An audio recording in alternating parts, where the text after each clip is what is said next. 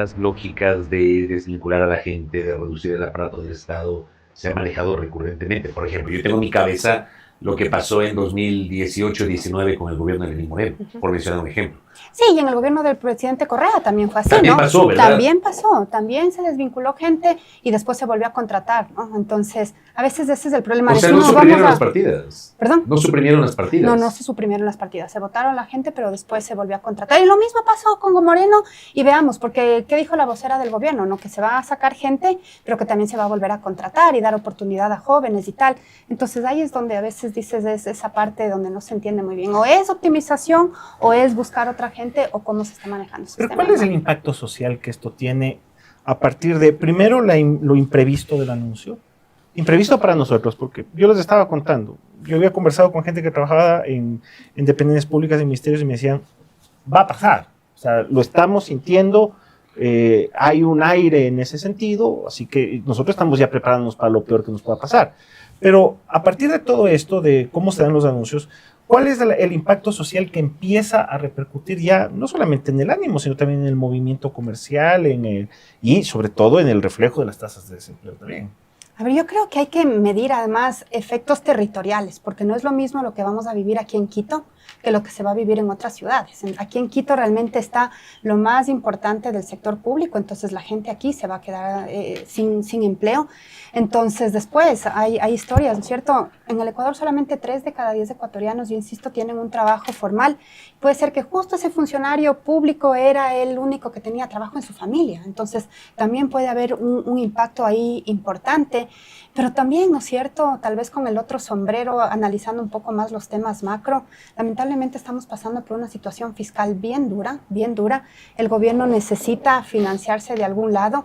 Y claro, no es que yo diga, ay, sigamos votando gente, pero ese tema de ir reduciendo un poquito el gasto fuerte de sueldos y salarios creo que se veía venir. Pero definitivamente creo que el impacto va a ser importante. Y otro tema también atado con lo macro, hace poquito se publicaron los datos del Banco Central de Crecimiento Económico y el gerente decía, esperamos que este año crezcamos gracias al consumo de los hogares. Pero si ahorita estamos hablando de 5,000 personas que se quedan sin empleo y después yo creo que no va a ser la única reducción, seguramente hablaremos después de otras, entonces eso va a tener un impacto también en ese sentido, ¿no? Fabricio, sobre lo que dice Verónica, hay una situación que primero me salta a la necesidad de precisar. No son 5,000 personas, son 5,000 familias. Y si hablamos de la familia tipo, tiene 5 miembros. 4, de acuerdo al INDEC. De acuerdo al INDEC. Imagínate el efecto multiplicador que eso significa para estas personas que pierden su trabajo. Ahora, hay algo que me hace un ruido tremendo. Que digo, en este país de los relatos, de las narrativas y de la polarización, resulta que con el anuncio del Ejecutivo, de la vocera de Carondelet, refrendado luego en un video, un reel de Instagram del presidente de la República y en su discurso, por los 490 años del proceso fundacional de Guayaquil, reafirmó, ¿no?, que los 5,000 son ineficientes, que los 5,000 son pipones, que los 5,000 son conspiradores, ¿ya? Que no están trabajando para lo que quiere el gobierno, en función de la excelencia, de la eficiencia. Yo soy enemigo de las generalizaciones, por ejemplo. O sea, yo no puedo creer que 5,000 personas sean ineficientes. No sé si estoy equivocado, no sé si hay una data en ese sentido. Y sobre todo una cosa, ¿cuáles son los parámetros, las métricas para medir la eficiencia y decir, exacto, el que tiene 5 es medio eficiente, el que tiene 10 es bien eficiente y debajo de 5 son ineficientes? ¿Y quién valora eso además? Porque mira, por ejemplo, un detalle. Nosotros ya sabíamos que iban a haber evaluaciones en el sector público con la aprobación de la Ley de Integridad Pública. O sea, esto quedó claro, incluso por eso saltaron las organizaciones sociales, han presentado demandas de inconstitucionalidad, han aparecido algunos de los dirigentes de los servidores públicos a cuestionar, no la evaluación per se, pero sí la metodología y quién va a desarrollar esa evaluación. Pero cuando le preguntan, al final de la tarde del jueves, a la vocera de Carondelet, si esta evaluación corresponde a la Ley de Integridad Pública, ella dice no tiene nada que ver, y tiene lógica, porque la Ley de Integridad Pública, ¿cuándo? Tiene un mes. Y el reglamento recién el pasado martes fue emitido por el presidente de la República, entonces físicamente es imposible que ya les hayan evaluado con la nueva ley. Entonces, mi inquietud es, ¿cuándo empezaron a evaluar? ¿Sobre qué base? Estos indicadores que tú dices que pueden ser subjetivos. Bueno, y por eso, ¿no? También atado, el Ministerio de Trabajo sacó esta normativa rapidísima para poder suprimir y evaluar y hacer como un Pues que fue proceso así. flash. Todo. Yo creo que eso sí es una de las cosas que este gobierno se está caracterizando, de ir sacando las cosas súper rápido. Pero yo coincido, son 5,000 familias. Y volviendo a lo que decía Fabricio, claro, son 4 miembros, de los cuales, de acuerdo al INDE, que es 1,5 perceptores de ingresos. Entonces, estamos dejando a uno sin ingreso. Pero insisto, no podemos satanizar todo, tampoco podemos generalizar, que eso creo que es lo peor. Pero también los que hemos pasado por el sector público, lamentablemente sabemos que hay funcionarios que no funcionan, y no solamente en el sector público, en el sector privado y en todo lado. Pero lo que sí llama la atención es que sea una medida así tan rápida, ¿no? ¿Dónde está el proceso o el debido proceso para ser evaluados? Creo que esa es la parte que sí que nos queda debiendo, pero insisto, creo que en la situación macroeconómica, fiscal que está viviendo el Estado es súper difícil. Pero yo no dudo, por ejemplo, que hay en el sector, como en toda la vida, ¿no? Tú tienes en todo los que lado. trabajan con excelencia, con Así sentido es. de país, y también tienes los otros. O sea, no podemos decir que todos son buenos, pero tampoco puedes decir que todos son malos. Pero debe existir el mecanismo y la manera en la cual el Estado mida la eficiencia. ¿Cómo evalúas, por del ejemplo, a un cumplimiento. servidor público? No había instancias en el Tenemos, ministerio, o sea, pero ¿cómo evalúas? en la carrera del sector público, Administrativa. en la carrera administrativa. ¿Cómo se ¿No hace? existen esas Sí, medidas? ¿cómo se hace? Igual, ¿no es cierto? Como A ver. funciona en diferentes lugares. Tú te pones metas como funcionario público y dices, ok, yo durante este año voy a sacar, no sé, 3 informes, 4 informes, voy a hacer estos, no sé, estas ventas, lo que quiera que sea. Entonces, después te evalúan, tú dijiste 3 informes, hiciste 1. Entonces, ya tu calificación es de deficiente y así sucesivamente. Pero lo que sí ha sido mal a veces en el sector público es que evalúas ya, porque eres mi pana, te pongo 100 en todo.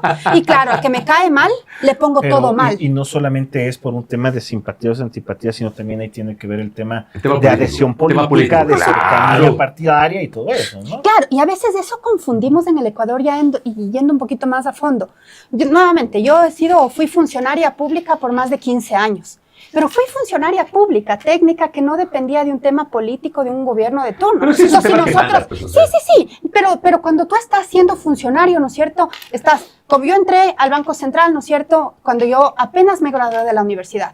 En ese momento estaba Lucio Gutiérrez, y eso no quería decir que yo estaba, ¿no es cierto? Con Lucio. Con Lucio. Pero Después si fueron con Lucio estábamos cambiando. mejor, ¿no? Tendríamos que revisarlo. No, Pero pues él dice eso. los índices nos dicen. Entonces, claro, pero entonces, ese es el problema, ¿no? Como tú fuiste funcionario de cierto, no sé, nivel jerárquico, después pasaste a tu partida, y como estuviste en un gobierno, ya eres Contreras, te tenemos que votar. Y no necesariamente debería ser, y perdemos también gente súper valiosa que debería todavía estar en el sector público y que ya ni quiere saber de eso, o ya le votaron, ¿no? Por estos temas. Hoy en este momento está en duda la continuidad y ya se ha ejecutado la salida también. ¿De qué sectores en concreto? Porque Decía, eso también gobierno vale la central. pena analizar. Gobierno Es la central. administración pública como tal.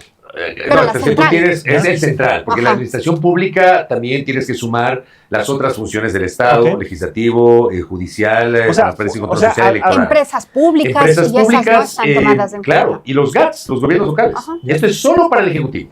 Sí. ¿Qué es el Ejecutivo? Presidencia de la República y ministerios. Eso, precisamente. Y secretarías. Y el IES. Por eso creo que la precisión es necesaria. ¿A quiénes influye y a quiénes afecta esta medida? Es decir, no es un tema que tenga que ver, como lo acaban de explicar, no es un tema que tenga que ver con municipios, no es un tema que tenga que ver con gobiernos provinciales, es un tema que tiene que ver con la administración ejecutiva, básicamente el Poder Ejecutivo, lo que depende del Poder Ejecutivo. Sí, y recordemos, y que creo que ese también ha sido uno de los problemas históricos aquí en el Ecuador, uno de ahora, que todos los platos rotos lo tienen que pagar justamente el sector, el gobierno central, porque vemos muchísima también oportunidad de optimizar en empresas públicas y en GATS que no se están haciendo. Entonces vamos achicando el gobierno central, que muchas veces tiene competencias exclusivas, temas de seguridad, temas de salud, temas de educación, que necesitarían ser fortalecidos y no lo están. Entonces yo creo que sí se debería ir pensando en cómo se pueden optimizar estos otros funciones del Estado, sobre todo GATS. Yo creo que en GATS todavía hay mucho espacio, hay muchas prefecturas, hay muchos municipios que están con un montón de gente que no necesariamente hacen Pero todo. ¿quién evalúa? Mi pregunta es ahí. Pero Verónica, Fabricio, en el tema de los GATS, existe una influencia política muy territorial y muy concreta. O sea, no es un tema que dependa del gobierno. Entonces, ¿cómo el gobierno puede hacer que los GATS entren en esta responsabilidad necesaria que dice Verónica? ¿Cuál es el mecanismo ahí? No pueden, o sea ya, legalmente ya no, porque... Depende de la voluntad del gobierno municipal. Porque el código orgánico del COTAD de territorial, ¿no es cierto? Autonomía. Te da autonomía financiera y administrativa. Es decir, entendámoslo esto así. El municipio, no voy a poner nombres porque luego se enoja.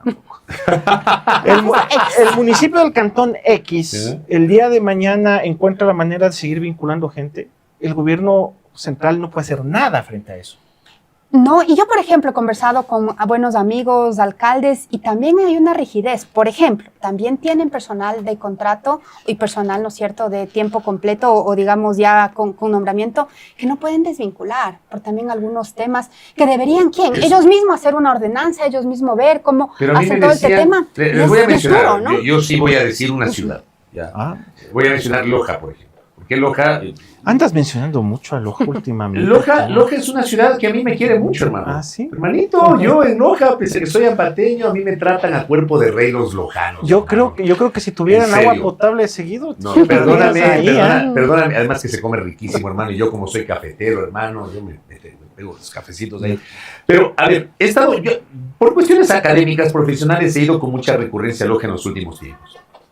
Y, por ejemplo, me decían a propósito de la remoción del alcalde Franco Quesada, me decían, y claro, yo comenté, y esto a propósito de un comentario que hice el otro día, porque mencionaba que, lamentablemente, Loja, que en su momento fue una especie de ejemplo para el resto del país, una ciudad cosmopolita, una ciudad de intelectuales, una ciudad que, por ejemplo, se convirtió en el paradigma de la recolección de desechos sólidos, de los primeros vehículos eléctricos. O sea, estaba bien encaminada Loja. Allá pusieron el complejo, la central eólica Bionaco.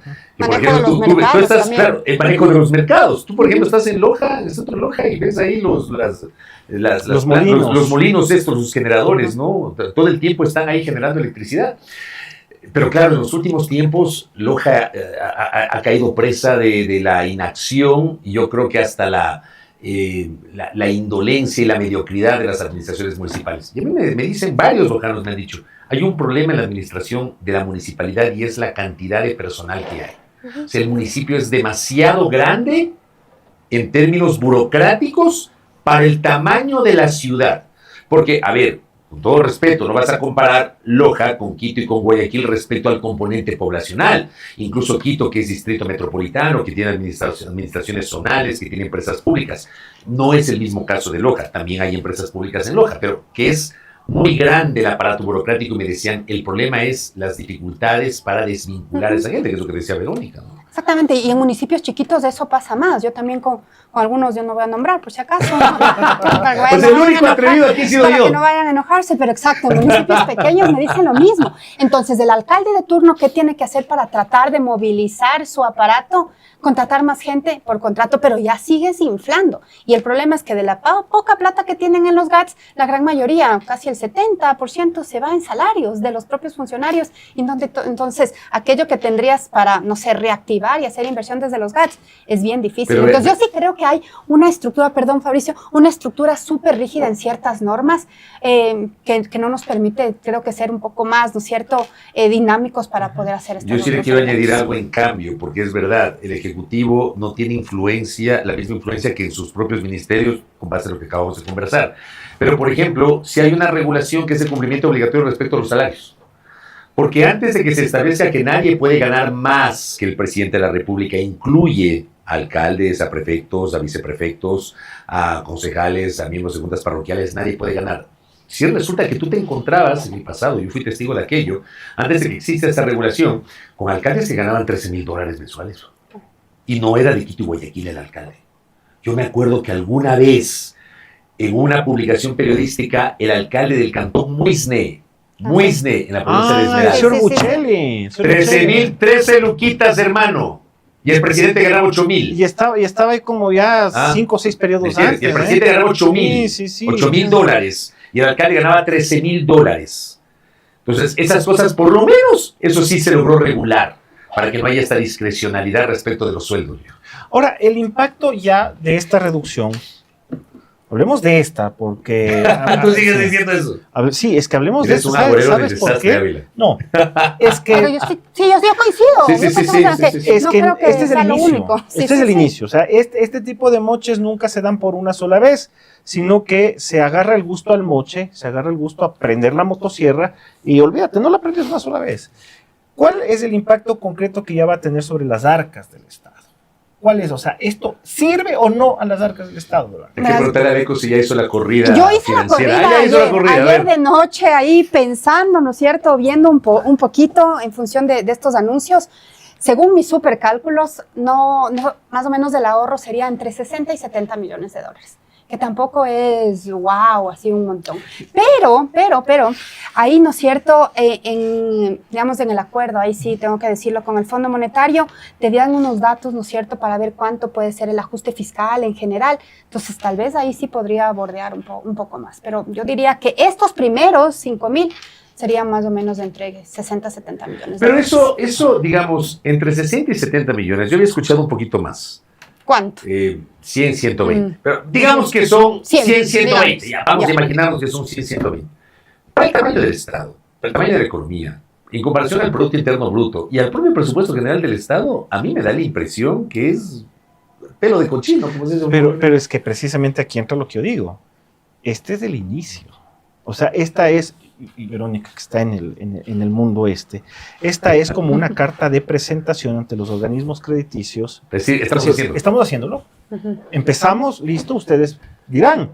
El organismo crediticio que dirá, sí, buenos muchachos, están cumpliendo. Les vamos a dar un billete. Y mira, lo que tú dices es súper interesante porque si vemos los datos de riesgo país, el riesgo país en el Ecuador está bien interesante porque te pasan cosas políticas y ya no está subiendo tanto. Pasó esto de los despidos o el anuncio, lo que va a pasar, y el riesgo país está bajando. Entonces, ¿qué quiere decir? Que en teoría lo que uno va a interpretaría es que internacionalmente están viendo como un buen mensaje de que te estás ajustando el cinturón y que en teoría podría mejorar un poquito la situación. Pero estas del cosas gobierno, exige, y ahí le pregunto a la técnica, que estuvo 15 años en el sector público y que fue incluso gerente del Banco Central. ¿Los multilaterales te exigen esto? A ver, los multilaterales no es que te dicen tienes que subir el IVA a 3 puntos, tienes que votar 5,000 personas y tienes que quitar el subsidio. ¿Qué te dice el Fondo Monetario Exacto. Internacional, por ejemplo? ¿Qué pide el fondo? El fondo lo que te dice, mira, estamos viendo que tú, ¿no es cierto?, la tendencia que tú estás viendo con tu desajuste fiscal es muy alto, tienes que empezarte a ajustar. Entonces ahí, claro. Pero no te dice cómo. No te dice, haz esto, vota gente, recorta esto, sube la gasolina. Eso no dice el fondo. Si es que nosotros vemos los acuerdos firmados con el fondo, yo no tengo conocimiento en ningún acuerdo que diga suban el 3% del IVA, en ninguno. Lo que te dice es optimice impuestos, revise subsidios, vea su masa salarial, lo que sea, de manera general. Ya el Ecuador es el responsable de ver cómo vas a hacer esas medidas. ¿Cómo, no es cierto, pasas de un déficit fiscal que ellos te ponen, no sé, de 4,000 millones a, no es cierto, que se cierre este gobierno con, no sé, con 3,000, 2,500? Tú sabrás cómo haces. Pero claro, cuando yo escucho que dicen, no, es que el Fondo Monetario dijo que 5,000 personas tienen que irse, ahí sí, con todo respeto, no. Eso no creo que el Fondo Monetario lo haya dicho, eso ya es un tema interno que las autoridades del Frente Económico seguramente vieron que era la forma más rápida para ir, ¿no es cierto?, cumpliendo estas metas cuantitativas que se llaman. O sea, no es la receta exacta, no es la dosis, pero sí es el camino. O sea, claro, te plantean, ¿no es cierto? Claro, te plantean FMI, el Banco Mundial. ¿no es cierto? una serie, ¿no es cierto?, una serie de opciones. Te dice, miren, nosotros como Fondo Monetario, por aquí estamos viendo que aquí tienen un desequilibrio. Por aquí podrían ajustar y el desequilibrio, digamos, que es que tienen demasiados funcionarios. Tómalo o déjalo, que en su momento pasaba. Entonces nos decían, voten, ¿no es cierto?, no sé, un montón de gente. Y entonces en ese momento decíamos, mira, votar 5,000 por poner un número, no, podemos hacerlo hasta 1,000 allá. Entonces, esos otros rubros que no vas a ajustar por salarios, entonces, ¿cómo lo vas a hacer, Ecuador? No quitando subsidios, haciendo esto otro, entonces ya te van dando. Pero es, digamos, un cóctel o una variedad de opciones que tú las tienes que tomar. Para mí esto que cuenta Verónica es absolutamente novedoso, porque creo que para mucha gente debe ser novedoso, porque lo primero que se le viene a la mente es que el fondo te presionó porque votes 5,000 gentes. O el fondo te presionó porque fusiones, que creo que también tenemos que conversar de las fusiones, ¿no? Fusiones del Ministerio de Ambiente con el Ministerio de Energía. Pero es que las fusiones necesariamente implican el reorganizar, y la reorganización... Implica un recorte. Claro, la reorganización Es que va a haber un recorte. Lo de las fusiones, que es súper interesante, porque eso creo que ha estado ya más desde lo conceptual en la crítica, es el tema de el retroceso que implica fusionar, ¿ya? Porque al tener una entidad dedicada específicamente a un área, sea el ambiente, sea el deporte, sea el patrimonio y la cultura, y fusionarlas con áreas que son afines, aunque yo no creo que en la fusión de energía y ambiente haya afinidad. Oye, pero antes de hablar de eso, tú habías hecho un comentario en tus redes la misma noche del anuncio sobre el tema del Ministerio del Deporte. ¿Vos estás de acuerdo o no? A ver, creo que esto significa un retroceso. Es un retroceso, sin duda alguna. En el campo específico, el deporte es un retroceso. ¿Por qué? Porque el deporte, como una expresión de la cultura y del ánimo del pueblo, había alcanzado una autonomía suficiente para tener una cartera de Estado propia. Y en cualquier país del mundo existe siempre un organismo estatal que se encarga de la regulación, de la promoción del deporte. Entonces, en este momento, lo que estamos haciendo es regresar a lo que era hace 40 Estamos años. regresando a los 90, para no irte tan lejos, 80 o 90, que teníamos Ministerio de Educación, Cultura, Deportes y Recreación, porque así se llamaba el Ministerio. Claro, entonces mira, el cambio, por ejemplo, el cambio de deporte, que antes se conceptualizaba como deporte y recreación, era porque en esa época se entendía, o había quienes por su formación académica creían que la promoción del deporte, del Estado hacia el deporte, tenía que estar dirigida hacia la recreación desde los niveles de edad más bajos. O sea, la educación básica y media. Exactamente, entonces ese era el concepto que existía, y era un concepto básicamente de gente que tenía un nivel de formación relacionado con lo que se hacía en los países socialistas, en Cuba, en Alemania democrática, etcétera, donde se concebía el deporte como una política de Estado, pero dirigida sobre todo a la práctica recreacional en estudiantes. Como eso evolucionó, como ya las nuevas concepciones decían, bueno, el deporte sí efectivamente es parte de la educación, pero el deporte tiene que proyectarse hacia hacer ¿qué? Hacia el deporte profesional, hacia el deporte ya de alto rendimiento. Entonces, ahí ya el concepto de deporte y recreación murió. Ya ese concepto ya, salvo en Cuba, me imagino, ya en otros países ya no existe. Entonces, sí se hizo necesario en su momento tener una Secretaría del Deporte. ¿Qué es lo que va a pasar ahora? Que no se sabe nada, y de hecho los organismos relacionados con el Ministerio del Deporte hoy están procediendo así. No saben qué hacer, no saben qué va a suceder. ¿Qué es lo que a mi entender va a suceder?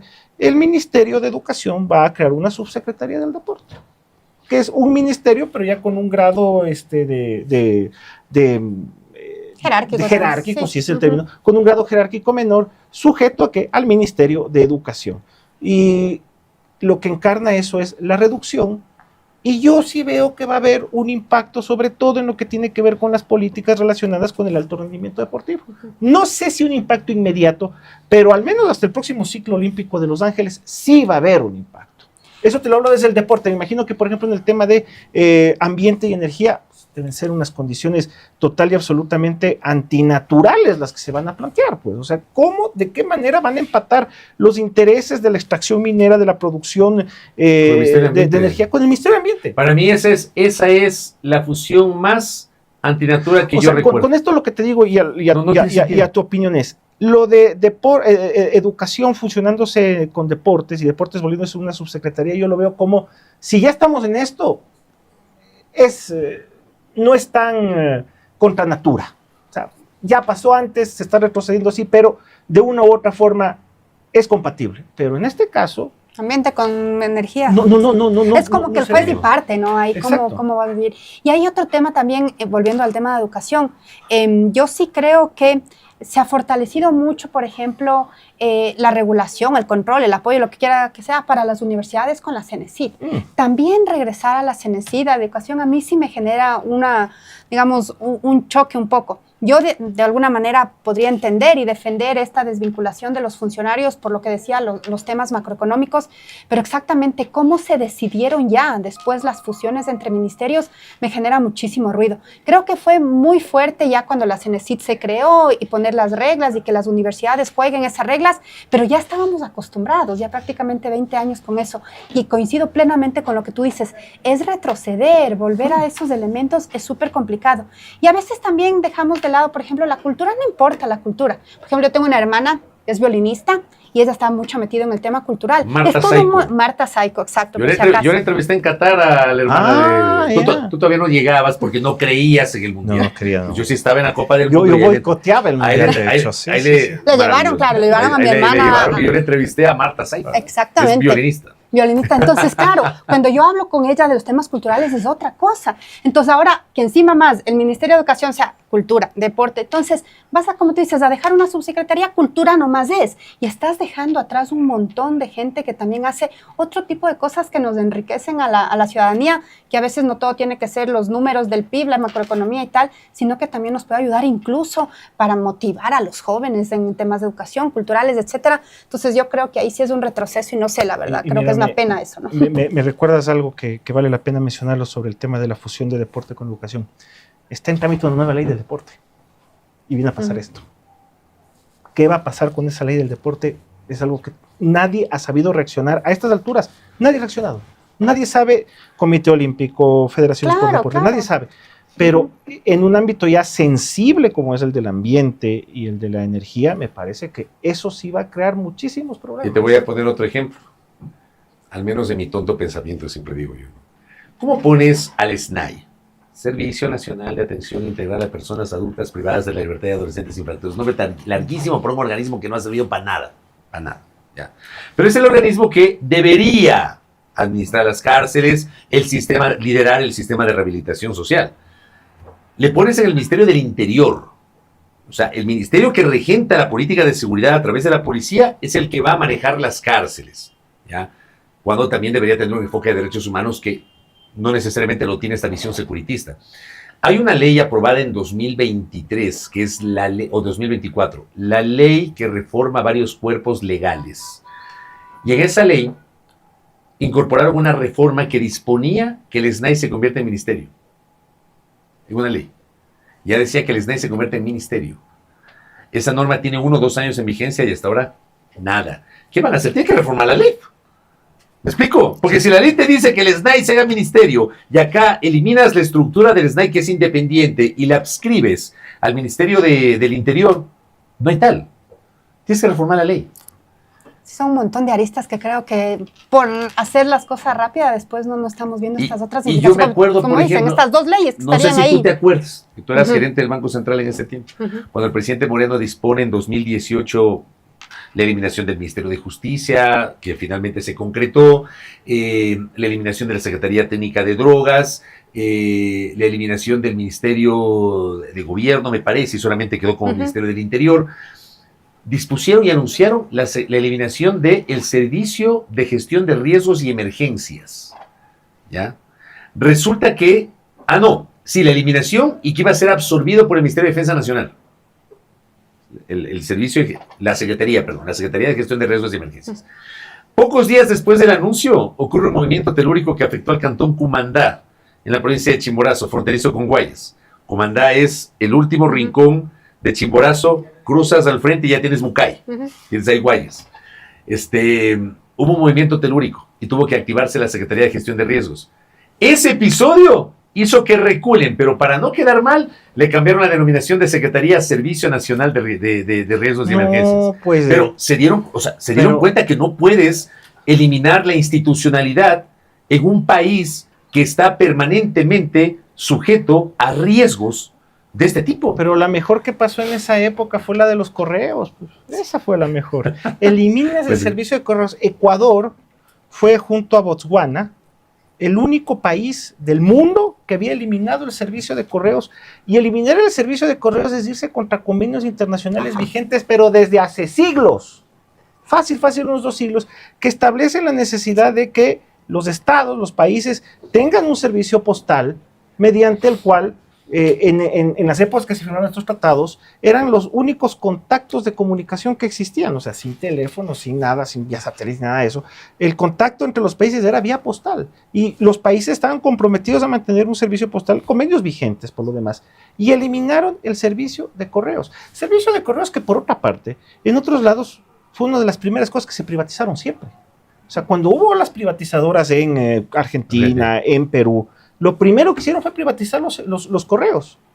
El correo de Argentina, en la época de Menem, lo privatizaron y el que ganó esa concesión fue el empresario Antonio Yabrán, que habrás escuchado, es protagonista de una historia muy truculenta. En Perú lo vendieron a los alemanes de la Deutsche Post y se convirtió en una empresa que se llamaba Serpost, que cumple con el mandato del servicio de correos, pero funcionaba finalmente. Acá en los correos dejaron de funcionar, cerraron los correos en una acción absolutamente loca, y que con el paso del tiempo se dieron cuenta de que era totalmente ilógico hacerlo y tuvieron que reinstalarlos, obviamente ya con otra denominación, con servicios restringidos, etcétera, pero tenían que mantenerlo. Sí, ahí yo creo que justo viene, ¿no? Y da paso para la pregunta de fondo. Creo que lamentablemente existen todavía instituciones que realmente no hacen nada.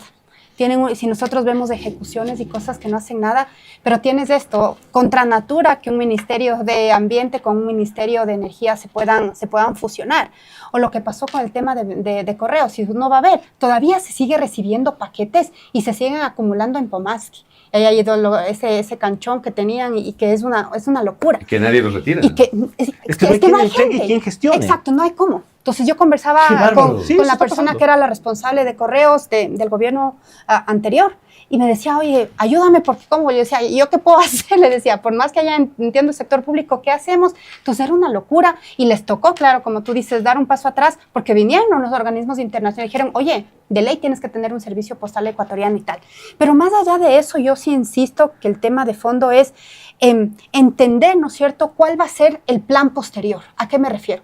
Votas de estas 5,000 personas, que es triste y todas estas consecuencias psicológicas y tal, pero entonces, ¿cómo se va a absorber esas personas? ¿Cómo realmente hay un plan integral por parte del gobierno para poder reactivar el empleo? Después de esto, ¿qué viene? Tal vez un proceso de crédito más barato, voy a impulsar que el sector privado esté obligado a contratar, que eso es imposible, pero no sé. Entonces, yo creo que ahora la demanda que deberíamos hacer es ¿qué viene después de esto? ¿Cuál es la política pública integral que me permite a mí también ayudar a esas 5,000 personas que están saliendo? Yo sí sé lo que va a venir. Qué bien. Y no sé si vos también sabes lo que va a venir. Que no necesariamente implica ayudar a nadie. ¿Qué? A mí me parece que el siguiente paso es la aplicación de privatizaciones, concretamente sobre el sector telecomunicaciones. Pero no se puede, por ejemplo, privatizar CNT. No puedes, exacto. Yo creo que la discusión ahí sería entregarle la administración. Yo no sé si eso se puede hacer. Vía alianza público-privada. No, o sea, le entregan a un privado que administre, pero sigue siendo el Estado el dueño de CNT. No sé si eso se puede hacer. O sea, hablo de privatización en el sentido de que obviamente por cuestión de bien estratégico sigue siendo propiedad del Estado, pero el sector privado empieza a tener influencia también en este sector, aligerando de una u otra manera la carga administrativa y la carga que tenga en cuanto a su funcionamiento. Bueno, pero Esteban, ahí sí tendríamos que preguntarnos, no sé si ese es el sector, pero ¿qué sectores sí debería administrar el Estado y qué sectores no? Yo no voy por el tema de los sectores estratégicos, que ahí creo que sí tiene que ser el Estado, pero ya hay muestras de que el Estado no es buen administrador. Entonces creo que las alianzas público-privadas en ciertos sectores sí podrían ser un alivio en esta situación también. No sé si el paso siguiente sea esa o el paso siguiente es abrir la minería a gran escala de una manera brutal, dar todas las licencias ambientales que viene por esa fusión, exacto, que es la que más ruido está generando. Eso va a desatar una conflictividad social. Pero yo no veo tampoco, o sea, yo creo que... ¿Tú crees que no? Lo que yo siento y con pena es que estamos como que golpe tras golpe tras golpe como ciudadanos, no de este gobierno, ya creo que desde la pandemia no hemos podido levantarnos. Entonces sí, siga nomás y no hay reacción, exactamente. Y yo no veo, sinceramente, ningún líder social, ¿no es cierto?, una tercera vía fuerte que realmente diga, ¿sabes qué? Hagamos esto. Puede haber esos levantamientos puntuales, pero no sé si sea algo trascendental como lo del 19. Creo que tiene mucho que ver con la polarización. O sea, estamos puede enfrentando un momento, me parece, este país siempre ha estado polarizado. Pero tengo la sensación que nunca como ahora.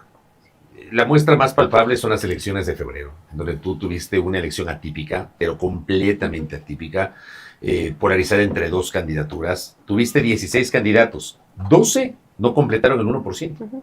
12, ninguno de los 12 no llegaron al 1%. ¿Ya? Entre los 12 sumaron apenas el 4% de la votación. Hubo organizaciones políticas supuestamente grandes que no tuvieron un legislador. Termina siendo una elección atípica. Y me parece a mí que ahora Eso a mí me pasa permanentemente, ¿no? Yo si hago una crítica al gobierno, automáticamente soy correísta. Pero si, por ejemplo, yo destaqué la detención de Fito. ¿Cómo no voy a destacar la detención de un capo del crimen organizado? Te está pagando Noboa. Pero cuando dije, destaco la detención de Fito, pero al mismo tiempo les recuerdo que a este gobierno se le fugó Fito. Y les recuerdo además que el ministro del Interior no ha sido, desde mi punto de vista, sincero en contarle al país las circunstancias de detención de Fito. Le estás haciendo el juego al crimen organizado. O sea, yo siento que lo que dice Verónica va de la mano además con el hecho de que hay esta incapacidad de salir, por ejemplo, a reclamar, a protestar, a discutir, y mira, para que no te encasillen, para que no te etiqueten. Y mira, creo que hay un fenómeno incluso hasta un poco más hasta doloroso en ese punto. Lo que tiene que ver con el tema de la explotación minera y todo esto, sucede fuera del gran radio de las ciudades. O sea, lo que pasa con la minería ilegal, lo que pasa con el daño al ambiente en la explotación minera, afecta a comunidades que están aisladas y están lejos de la mira central. Y por lo tanto, ese tipo de reclamos justos, ese tipo de reclamos, esa vibración social, acá a Quito, a Guayaquil no llega, siendo importante. Entonces veo que por ahí van los próximos esfuerzos para poder seguir en este tema que, a mi criterio, y yo no sé si ustedes lo validen, esto es solo el inicio. Esto es solo el inicio de una etapa que va a seguir completando situaciones como las vividas el día jueves y que va a ir en desmedro de la estructura misma y la presencia misma del Estado. O sea, eso es lo más doloroso y lo que queda de todo esto. Necesario sí, pero el costo es altísimo y eso no se puede negar. Claro, y ahí sí yo coincido contigo. Difícil también tener ya las mediciones exactas de estos costos. Yo entiendo la complejidad, pero seguramente ya el efecto como tal veremos en los próximos meses. Y ahí es cuando yo insisto, deberíamos de estar alertas y en una coordinación muy estricta, yo sí creo, entre gobierno central y GATS.